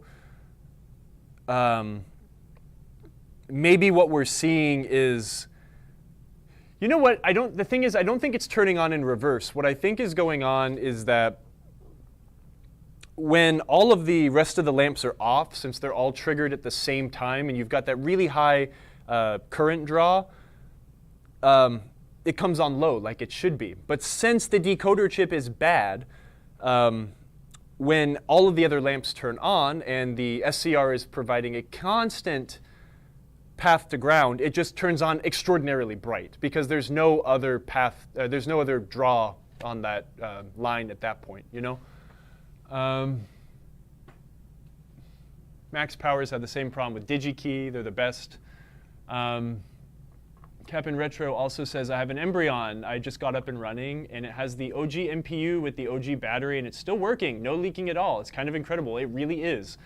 Please go cut that battery off like as soon as you possibly can.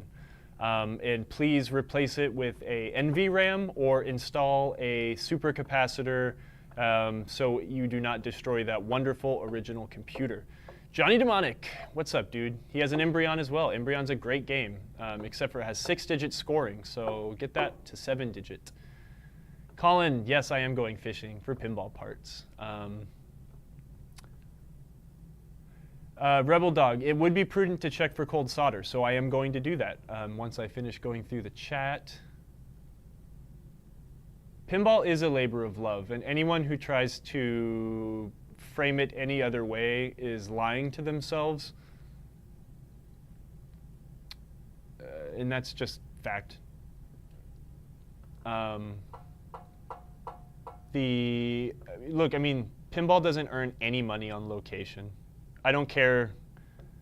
You know, I was really excited when, you know, one of my games would pull in like $400 a month, but I mean, but that's nothing, you know. And when you consider, you know, if you had 4 or 5 or 6 games on location, if you have to go and work on them at all, you know, and if I charge $100 an hour and I had to go spend an hour of my time working on one of my own games, then suddenly I've lost a quarter of the income for that month, right? And it's never just once, it's multiple times, you know. Even if you have your game set up super well, they take a lot of work, and it is a labor of love.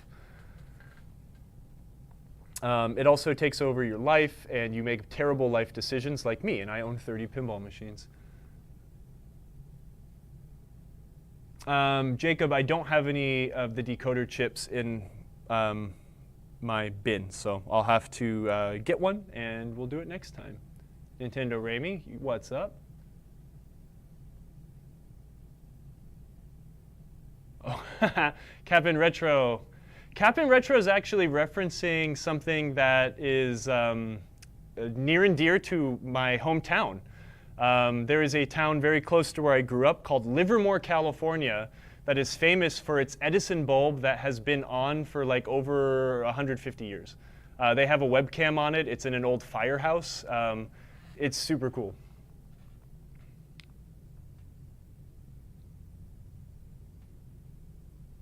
Yeah, Digirati, I'm pulling up the crazy thing where, yeah, service call because the cash pan.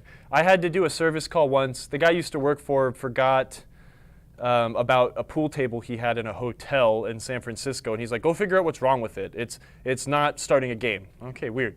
I went there, and there was like $600 in quarters inside of this little cardboard box. And all the quarters went in, it made a pile, and then it started leaking out, and then the rest of that cavity where the money is continues going up and up and up and up and up and up and up, and then the coin push acceptor got stuck. So Johnny Demonic is trolling. Yeah. Anywho, this is a good one. Hey, it's 4:30. Let's sit and chat. I'm going to enjoy my beverage here. Hey, thanks for joining me all today. I, as always, very much appreciate you. I was in a terrible, awful mood, and I almost wanted to pretend I was sick and not do this. And now I realize that if I would have not done this, I would have been in even worse of a mood. So thank you all for being here. Y'all rule. And now we know what to do for next time. We're going to socket and replace the decoder chip, and we'll probably have a fully functioning Viking lamp-wise. Maybe before the show next week, I will get in here and I will make sure that all of the lamps are working. And then I think we're going to run through some of the upgrades I would normally do to a game of this era. We'll probably put the patch that ties the 12 volts that is produced here. Sorry, we're on the small screen now. If you guys look in the top right. We'll run a patch that goes between the rectifier board to the filter capacitor here. This takes in 12 volts DC, which comes from here, filters it, gets turned into 5. There is one wire here that carries that 12 volts up to this board. And it's also right next to some GI lines that when they get hot and overheat and they start to tarnish and burn these connectors, this 12 volt wire, if this gets nasty and effed up, the whole thing won't work. So a lot of times what I'll do is, we did this on Strikes and Spares. We'll run a patch that connects the 12 volt test point and ground and then just attach it to this capacitor with a disconnect in the middle. So you can easily service either board and you'll ensure that you're not running your entire game through this teeny tiny orange wire right here. We'll inspect all of the pins, the headers on the rectifier board and replace them if necessary. And then we'll definitely replace the bridge rectifiers. I see that BR1 has been replaced on this. BR1 is the 43 volt. I think it goes from highest to lowest. So BR1 is 43 volt rectifier. BR2 is your 12 volt line rectifier. And BR3, I believe, is the lamp rectifier. And BR3 is just old and sad, and that's why the lamps are pretty dim. Also, possibly, you could have some nasty tarnished pins. So we'll give this thing a refresher. So yeah, that'll be fun. Viking deserves some love and attention from me, and I kind of want to bring it home to enjoy playing once a month when I feel like playing pinball at home. Anywho,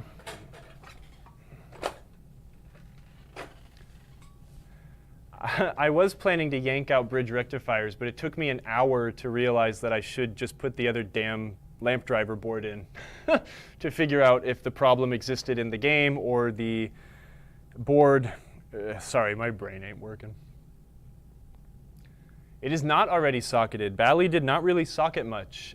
Bally socketed on their computers the PIAs, the processor, and the game EPROMs, and that's it. I'm going to read Nintendo Rami's question here in just a second. But Cap'n Retro says, we all be at SFGE in July. Yes. I think as far as I know, yes. And I am very excited to come back to Atlanta for Southern Fried Gaming Expo. As I mentioned kind of at the top of the show, it is one of my favorite shows. I really like that show for similar reasons. I like the Midwest Gaming Classic a lot because it is a multidisciplinary nerd show. You've got tabletop gamers, role players, card games, video games, console games, pinball, all under one roof. And it's really awesome. Great group of people in Atlanta. The whole Southeast congregates there. It's an incredible show. It's definitely worth traveling to if you are within a driving or flying distance of Atlanta. So basically anyone in the entire world should come. Nintendo Rami. Ah, man, I think we talked about this when you started buying a lot of games. Nintendo Rami says, I'm debating on selling most of my pins and going for a couple good shooters. But then I also don't want to sell them. I don't play them nearly enough. I have the same problem, dude. That's like what I just said a minute ago. Like, I don't play the games I have at home. And that's one reason I really like to put my games on location. Well, I used to traditionally. because I felt bad about just letting them sit. You know, I want other people to enjoy these games. You know, it's if you just let them sit in your basement and you're the only person that enjoys them, or you don't use them, then pinball is lost on a whole other, to the general public, and also a whole other generation. You know, so look, man, I think it's totally okay to thin the herd and buy the games you actually want. It's hard for me to say because I can't sell anything. I love all of my games. But you know, if you were to sell 3 or 4 of your okay games to get enough money to buy the game you really, really want, then I think that's totally fair. You know, I'd sell a bunch of my games and grab myself a Godzilla, and maybe a Theater of Magic, or an Attack from Mars, and I'd be totally good. You know, those are some of my favorite games there. And but I also do enjoy the variation. I'm lucky in life to be able to have enough room to kind of store all of my games. So it's fun to be able to be at home and play Jungle Princess, and then jump over to Total Nuclear Annihilation, and then maybe go and enjoy some Xenon or Twilight Zone, depending on the mood, right? So variety is definitely the spice of life, but anywho.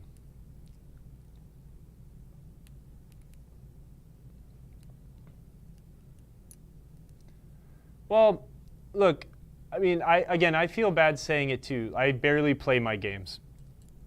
I am not, I also haven't lived where I live very long. I don't have a huge group of friends like I used to. When I lived in California, I'd have people come over to my house a lot, lots of my old-timey friends, and we'd sit around and play pinball.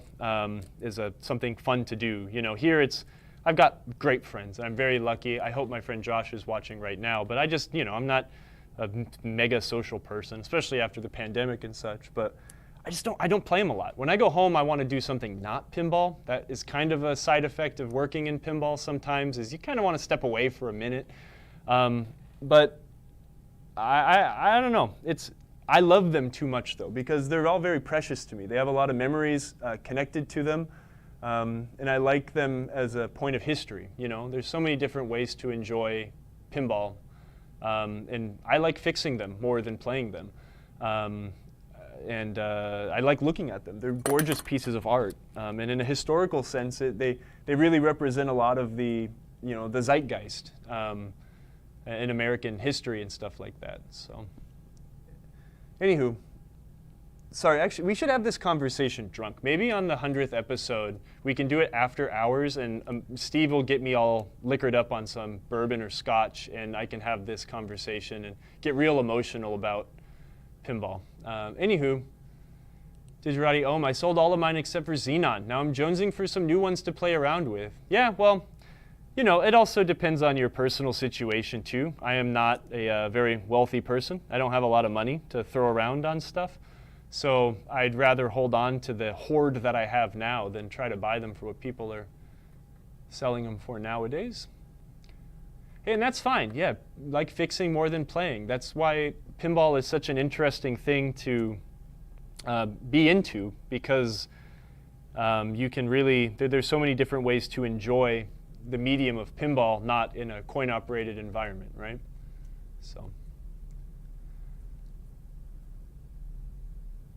I love my Xenon. I'll never get rid of that game. In fact, actually, I may fix it tonight. I have a new spinner switch I need to install.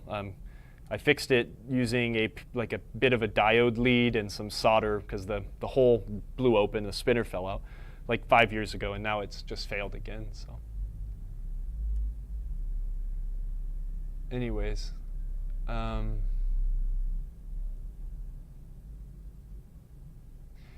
yeah, Dent's right.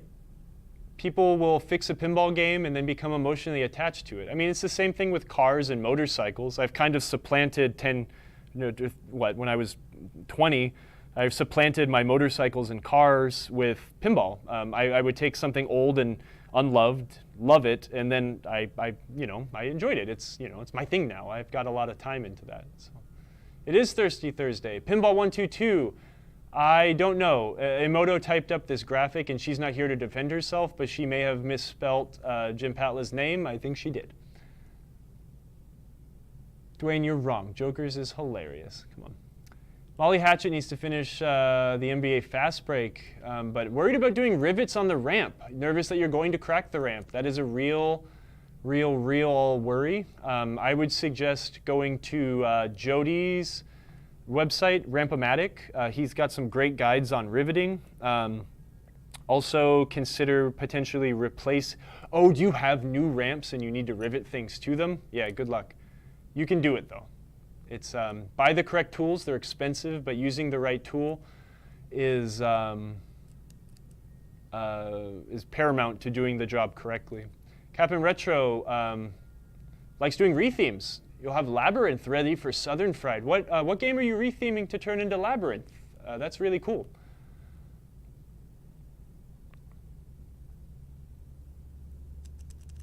Kyle's Pinball Repair After Dark. What channel's that on? Well, it's ONLYFA. Oh, no, just kidding. I used to stream sometime at night and on the weekends, but lately I've been spending family time. So I want to. Captain Retro is talking about rights. That's expensive, I'm sure.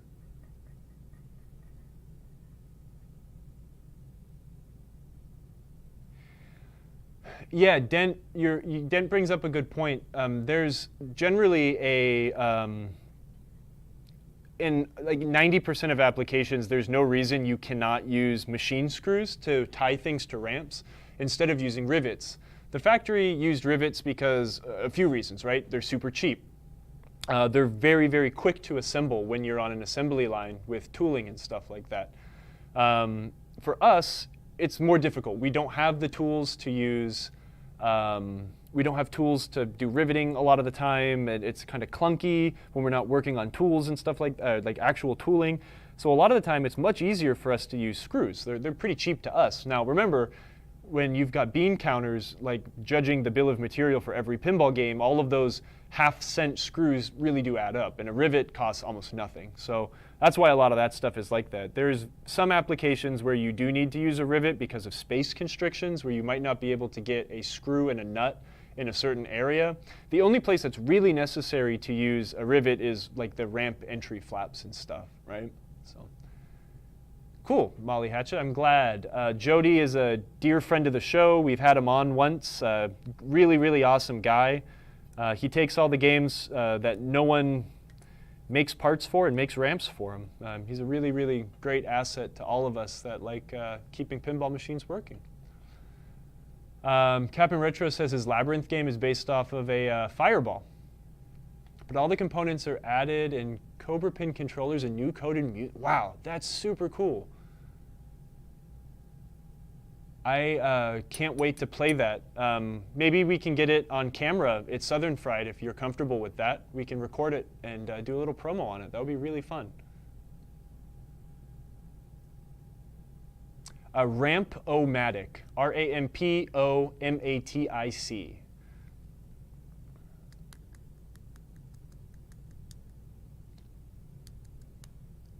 Yeah, I feel like I'm kind of taking a big step to try to design my own game, but I've been drawing these things for years. I think it's time to give it a shot. I think it's going to be, it'll be fun and put a lot of skills that I don't have like in the forefront of me needing to learn. So I'm really looking forward to trying that.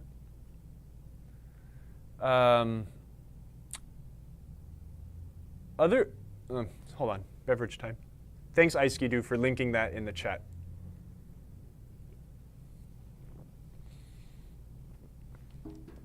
What was I going to say?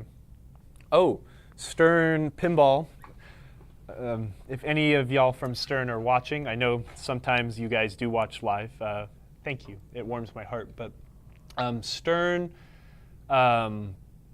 released the leaderboard functionality for Inside Connected today for people with pro accounts. So I'm going to get my my Deadpools connected at the location. I'm going to connect Iron Maiden tomorrow, and hopefully at Transmission Arcade we'll run a Deadpool Iron Maiden tournament with a leaderboard. I'm going to see if Josh at Transmission can pull out a monitor and we'll find some other device to possibly stream the results, but that'll be really exciting. I'm excited to see that functionality grow. If you've been to any of the pinball shows since Midwest Gaming Classic of last year, that was held in November, we've been setting up Stern's Insider Connected leaderboard with all of the Stern games we bring and connect to Insider Connected, and it's really cool.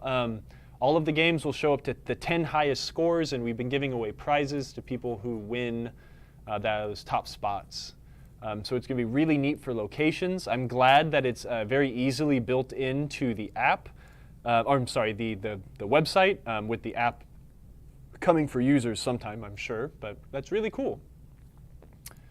Molly Hatchet thinks I'm going to make a neat game, and it's probably not. It's probably going to be dumb, but it's going to be the things I like. But that's fine. The game I'm working on is, I'm pretty sure it's going to be a single level game. There are some things I'm thinking about. Maybe there's going to be a wire form to deliver the ball into the playfield, but I don't intend on having any shots lead to a ramp. But we'll see. Gamma Goat. The key to homebrew is to just start. I know. Yeah, I realized that because I've been putting it off for 6 years. So I'm going to kind of finish my drawings, and I'm very lucky to be surrounded by really kind and intelligent people that will share their abilities. Matt, my friend Matt Benzik, he made a really neat game, or he's working on a game called Motor City Taxi. And he is, he wants to help. Scott Denisi wants to, a lot of these people are very willing to share their knowledge. So,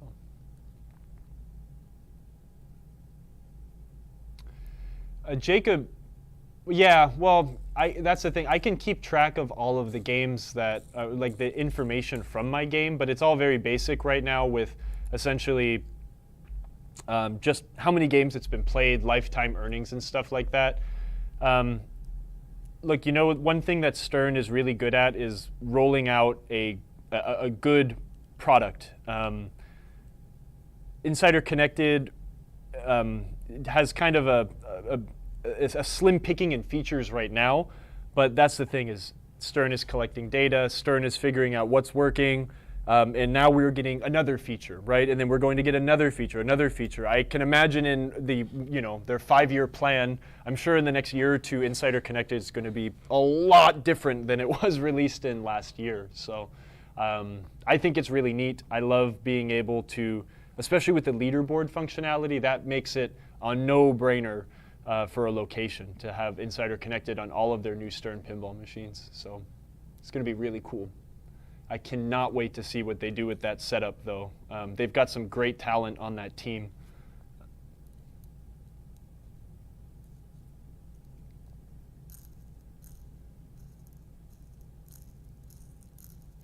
Yeah, well, I mean, pinball doesn't need ramps to be exciting. Yeah, I mean, pinball existed for many years, like you said, without ramps. So we'll see.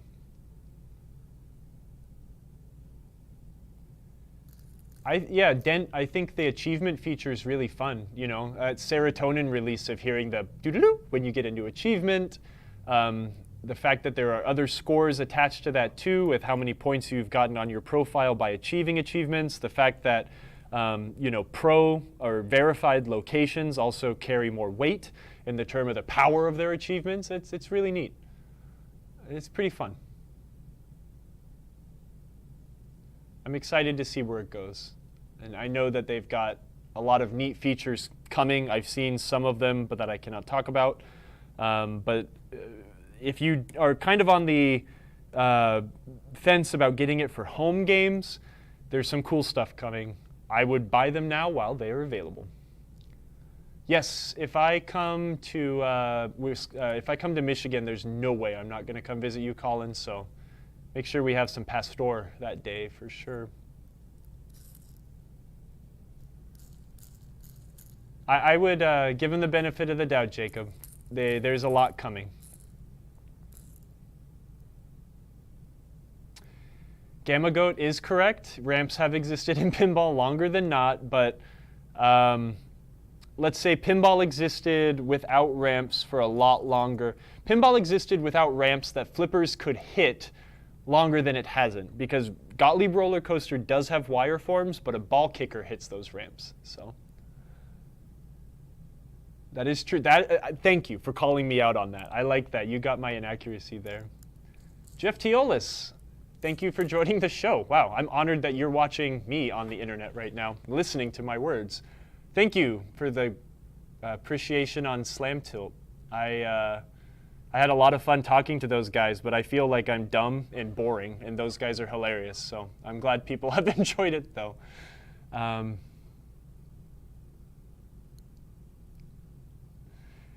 Yeah, Den, I mean, I'm sure that there is going to be some features behind a paywall eventually, but those are probably more for the more serious operators. I don't know. You know, I mean, let's just consider this.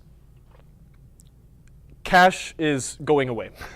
Can you imagine, I mean, for having Insider connected or not having to have a card reader installed on your pinball machine and being able to take wireless payments or, you know, remote payments, you know, kind of like your phone will. I mean, that's incredible. And I really do look forward to the day when, you know, maybe that's a feature of Insider Connected. Who knows? You know, being able to have a wallet and then scan your way in to play a pinball machine. You know, I always have quarters with me because that's the industry I work in, but, you know, there's plenty of people that don't have quarters with them all the time, and there's lost sales and lost income for someone's pinball machine sitting on the floor. Rock Pinball. Is that Rochester Pinball? Is that one of those fellers from Rochester? Hello. Bella Lugosly. It was a great show. Thank you. Now I feel like y'all are just stroking my ego.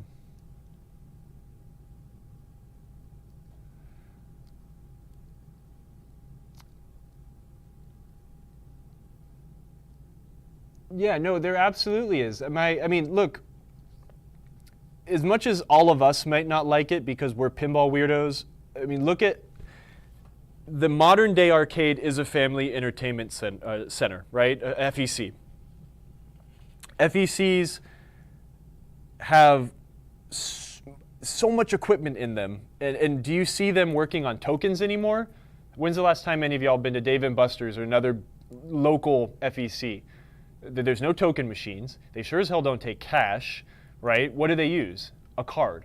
That's the way the industry is moving. You go to a machine, you load it up with $25, $50 onto a card, and you go and you swipe it.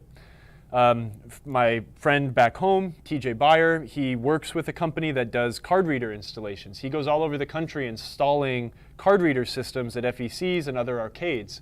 That's the way things are going. Now, it is not viable for let's use my friend Josh at Transmission Arcade here in Columbia, South Carolina. We have 20-something pieces of equipment in our arcade.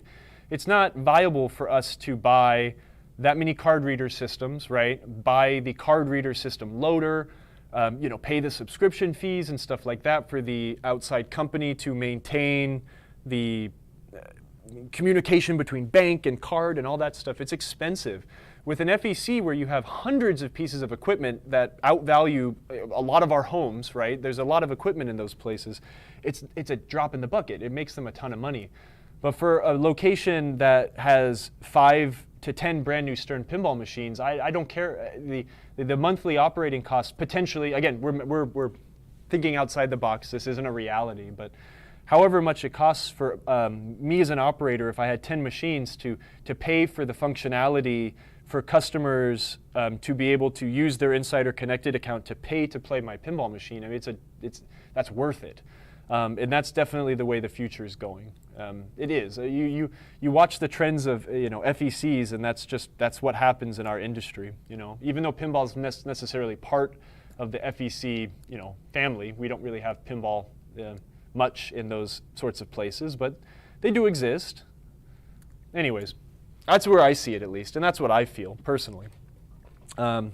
These are my opinions. My opinions are not affiliated with Stern Pinball or any other company, et cetera, but I would love to see the industry move that way, and it will one day. I felt like such a boomer because I never trusted to use like my Google Wallet thing on my phone. And then one day I was like, hell, I forgot my wallet. The coffee shop gave me a coffee because they felt bad for me, and I paid them the next day, whatever. But then I went home and I was like, hell, I'm just going to put my credit card on my wallet on my phone, and now I use it everywhere. I love just going boop. That's just the way we're moving, right? Europe has been ages ahead with cashless and contactless payment than America. You know, the first time I went to Europe and, you know, the credit card swipey thing, just like, they were like, what? You still have that? It's like, yeah, what do you have? It's like, oh, you just bop your card on it. I'm like, oh, wow, okay. So anyway, sorry, this is getting way off topic now. It's almost that time though.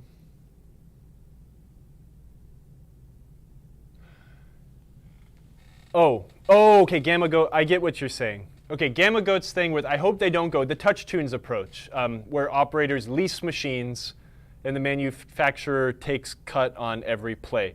Yeah, that's silly. I don't think it's ever going to go that way, man. It's jukeboxes were kind of a dying industry anyways, right?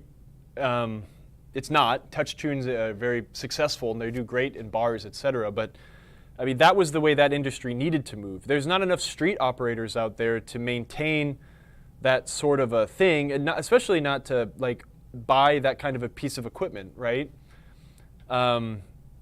Physical media is going away, as much as I hate that, right? When's the last time you bought a CD brand new? Anyways, I mean, for me, actually, I buy a decent amount of CDs because I like to support bands when I go see their shows. If they don't have a record, I'll buy CD or tape or something. But I mean, I don't know what popular music is now, but can you go and buy a CD from said artist? Probably not, right? So what kind of equipment are you going to use?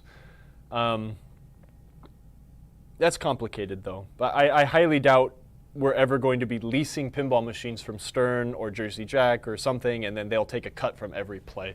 I don't think that will work that way. We're all ornery anyways. We don't want change. Sorry. Wow, Kyle got a good rant in there for someone who like felt like he was going to fall asleep before the show. He got one Kyle rant. I'm going to check and see who's streaming right now, so we can get this wrapped up here soon. I think I'm going to go get some tacos with my partner tonight. Maybe go visit the liquor store. I have a tentative plan to go to the UK next year with one of my best friends. And if I do go, he is a huge Scotch enjoyer. So he's a member of some like Scotch club, and he's like, we need to do remote Scotch tasting. So go see if you can find this. I'm like, okay, well, we'll see. So I might go try to buy myself a bottle of Scotch. I saw JDL Pinball's running an event in Germany. Maybe we'll join them. I don't know. I've never watched that channel. I don't know if it's bilingual or not, but we'll see. We can also check out, yeah, if Manu comes on, I'd like to raid Manu because he's a great dude as well. Colin, yes, bands do make tapes. Tapes are actually kind of popular again. I don't understand popular again, but they are. They're cheap and they're great. I have a lot of cassette tapes, way too many. I have a lot of pinball machines. I have a lot of records. I have a lot of cassette tapes. I like things that are awkward, stupid, and take too much room. It's in English. Oh, well, maybe we'll join them. I'm going to go wash my hands. You'll have to wait 1 second to see my face.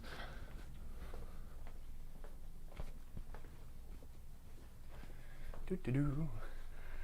Just all sorts of radio silence. This is when Emoto's going to tune in and say, like, where the heck is everybody? I leave for 1 day and there's no one on the screen.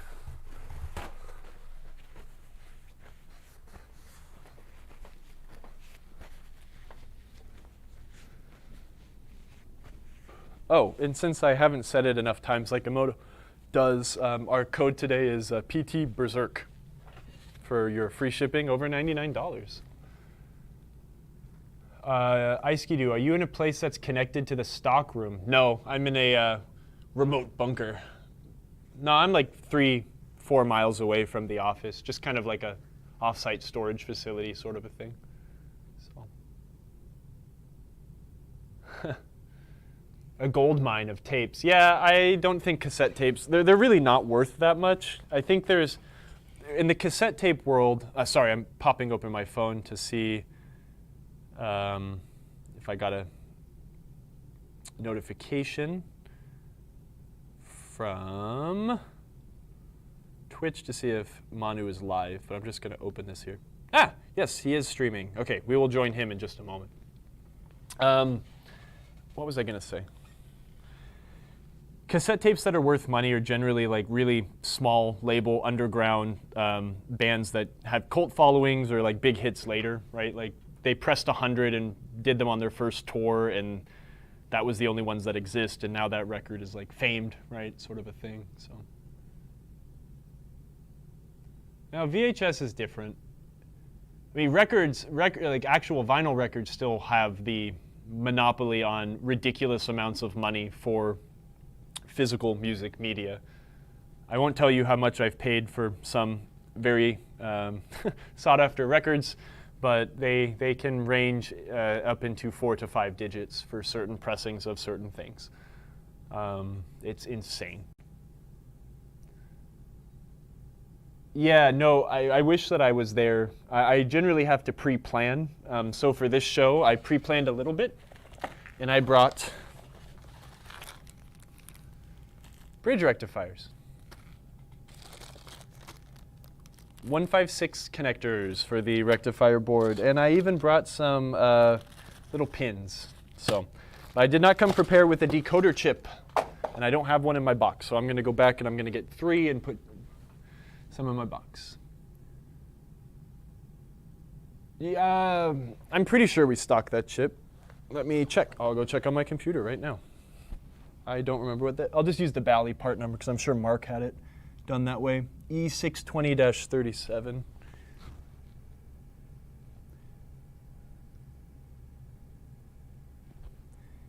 E-620- I'll just type in E620. That's probably every Bally chip, though. Does anyone remember the actual name or number of the chip that I needed? MC14, CD4514.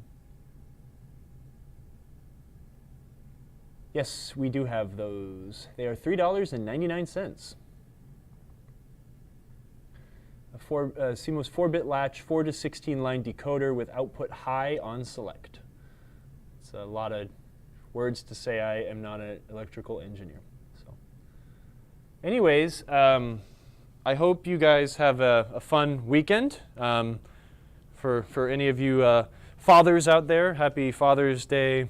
For any non-fathers, go treat yourself to something, because why the heck not? Thank you, Dent. Don't forget your good guy discount. Yeah, well, I need it for the show, so I get it for free discount, but no, don't take advantage of that. It's a $3 part. I'll finish this fine beverage here, and then it's almost time to hit the road. Go get those tacos, go to the liquor store, find some scotch. We'll see if that's enjoyable. What have I got planned this weekend? Playing War Thunder. Maybe waking up at 6 in the morning so I can mow my backyard before it gets way too hot. Brush my cats. That's about it. Can't really go outside. It's too disgusting outside. So if you order 25 of those chips, I can save free shipping with the code PTBerserk. Yes, Dent, I do not drink and drive. There is maybe a 1 beverage limit, and I still give myself plenty of time before I get behind the wheel of that GTI. But drinking and mowing, yes. And I have an electric mower, too, so it really requires absolutely no... Actually, I take that back. You could totally run over that cord and cause all sorts of problems. My electric mower is a little too small for my backyard, but I make it work. Thank you, Daniel. I appreciate it. I hope The problem with your car is simple, and it's not crazy, but you're also an Audi mechanic, so it don't matter. You can figure it out. You're smart. I think we're going to go join Manu, just because he's a great dude. I know that there's a great event going on in Germany right now, but I definitely feel... You know what's really cool is, like, Manu loves us so much that he has his own little, like, free shipping code and, like, an apparel code or something like that, because he wants to support us, and I really like that guy. He's an incredible producer. His streams are great. He's hilarious. He's fun, good at pinball. All around awesome dude. I am not going to forget my handy dandy circuit board removal guy. It's going right next to my coil sleeve remover. And I'm not going to forget my crappy cutters either. Nice. We're going to replace a decoder chip next week. We are going to potentially rebuild a Bally rectifier board. That's something we've never done on this show. That'll be kind of fun. And yeah. I do not need a real lawnmower. It works fine. I don't want to go and get gas. Gas is annoying to get. And also, my lawn at my old house when I bought my electric lawnmower was like this big. So it was fine. But now I have a yard that is humongous. But I've got a long cord, so it'll be fine. Yeah, anyone who streams Doodlebug is okay with you. Yeah, he's a cool dude. Doodlebug is a great game too. So let's see. / raid MPT 3K Mystery Pinball Theater 3000. Say hello to Manu for me. He's a cool dude.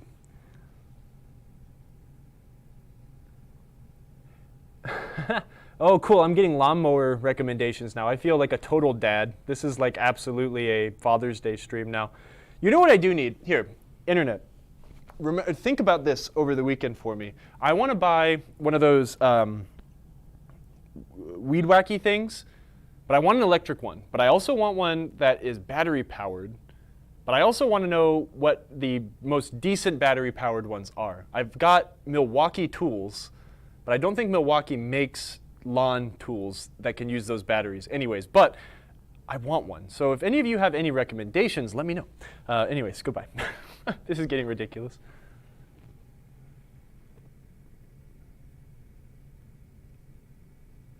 Oh wait, Black & Decker trimmer and blower, same battery. Okay. Okay, hold on. The recommendations are coming through now. This is like dad talk. 24 horsepower, 42-inch riding mower with a hydrostatic drive. That is a real lawnmower. That's insane. Will you come over and please mow my lawn? The Ryobi series is great. Not to be an ad, but they have like 150 chargeable tools. Huh. Okay. I'll do a little bit of research then. All right, y'all. For all of you that are still here for some reason listening to me talk about lawnmowers, you guys rule. Please say hi to Manu for me. Goodbye, everybody.